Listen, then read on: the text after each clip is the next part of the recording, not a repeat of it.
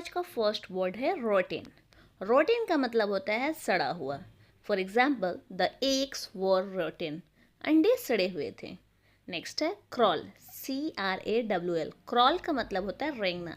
जब बच्चे चलने के लिए स्टार्ट करते हैं तो अपनी कहने और ठेवने के बल चलते हैं ना, उसे बोलते हैं crawling. For example, the snake started crawling, सांप रेंगने लगे। ऑनर, ऑनर का मतलब होता है इज्जत या सम्मान।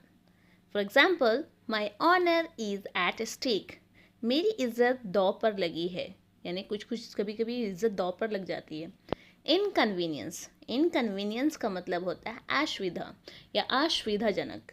जैसे बोलते हैं ना, असुविधा के लिए खेद है। सो फॉर एग्जाम्पल, मैं आपको किसी भी तरह की परेशानी में नहीं डालना चाहती।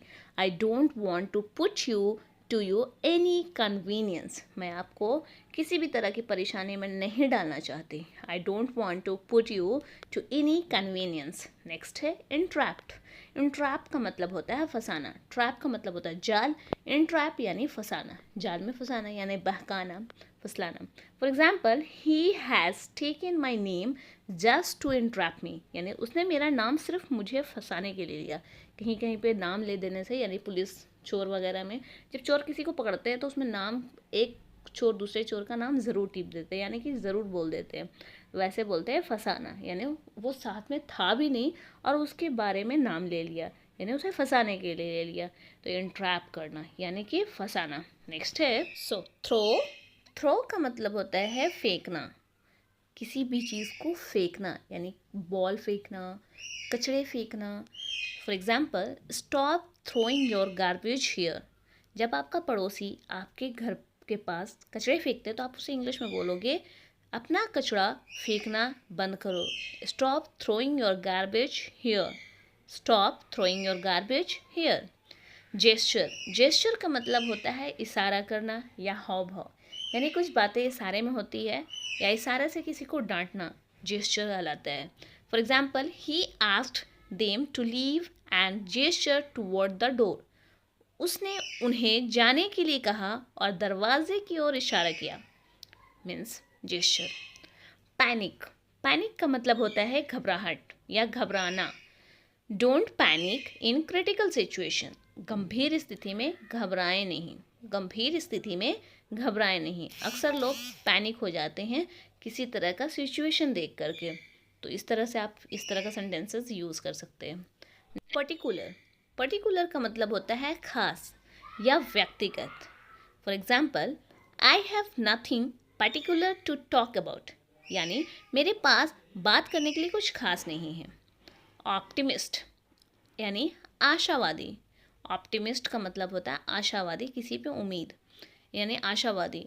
She is an optimist girl, वो एक आशावादी लड़की है। She is an optimist girl. Pessimist, निराशावादी। पेसिमिस्ट ऑप्टिमिस्ट का अपोजिट है। नेवर बी अ पेसिमिस्ट, कभी निराशावादी मत बनो, कभी निराशावादी मत बनो।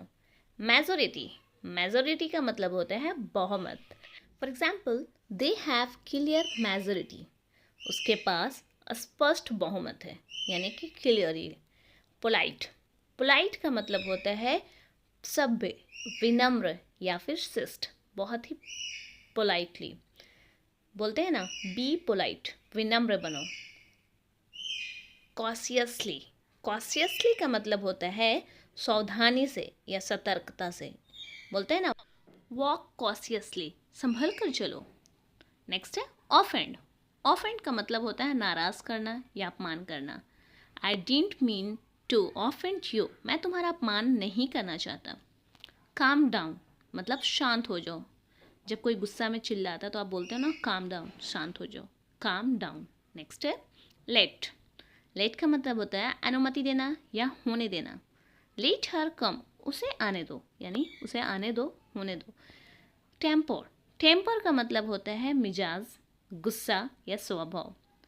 आपको अपने स्वभाव पर नियंत्रण रखना चाहिए, यानी कि you must learn to control your temper. Next है ड्यूरेबल। ड्यूरेबल का मतलब होता है टिकाऊ। For example, the shoes are very durable, जूते बहुत टिकाऊ हैं या कपड़े बहुत टिकाऊ हैं। सुपीरियर, सुपीरियर का मतलब होता है बेहतर या उच्चतर या फिर श्रेष्ठ यानी सबसे अच्छा।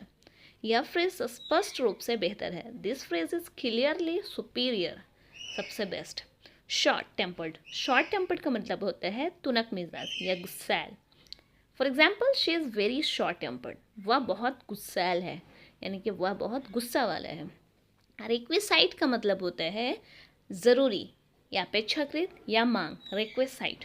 A map is requisite for a traveller, एक यात्री के लिए एक नक्शा बहुत आवश्यक है। आउटस्पोकन का मतलब होता है स्पष्टवादी, यानी स्पष्ट वक्ता, बोलने वाला, साफ साफ बोलने वाला। ही इज़ वेरी आउटस्पोकन, वह बहुत स्पष्ट वक्ता है। नरिश का मतलब होता है पालन पोषण करना। For example, I need to nourish my hair, मुझे अपने बालों को पोषण देने की ज़रूरत है। I need to nourish my hair. Next है पीटिएबल। पीटिएबल का मतलब होता है दयनीय या दया का पात्र, मतलब जब आप किसी की गरीबी देखकर उसके प्रति दया दिखाते हैं, यानी आप पीटिएबल हो। For example, after the fire everything was in a pitiable state. After the fire everything was in a pitiable state, मतलब आग लगने के बाद सब कुछ दयनीय स्थिति में था। आग लगने के बाद सब कुछ दयनीय स्थिति में था। नेक्स्ट है लिबर्टी। लिबर्टी का मतलब होता है स्वतंत्रता, आज़ादी। For example, over liberty can spoil anyone, मतलब अति स्वतंत्रता किसी को भी बर्बाद कर सकती है, यानी अति स्वतंत्रता किसी को भी बर्बाद कर सकती है, यानी ज़्यादा भी किसी को आज़ादी दे देना किसी को भी बिगाड़ने का काम करता है। सो लिबर्टी का मतलब होता है स्वतंत्रता यानी आज़ादी। नेक्स्ट है इनटॉलरेबल। इनटॉलरेबल का मतलब होता है असहनीय, जो सहा नहीं जा सकता, मतलब जिसे बर्दाश्त नहीं किया जा सकता। So example, his behaviour has become intolerable.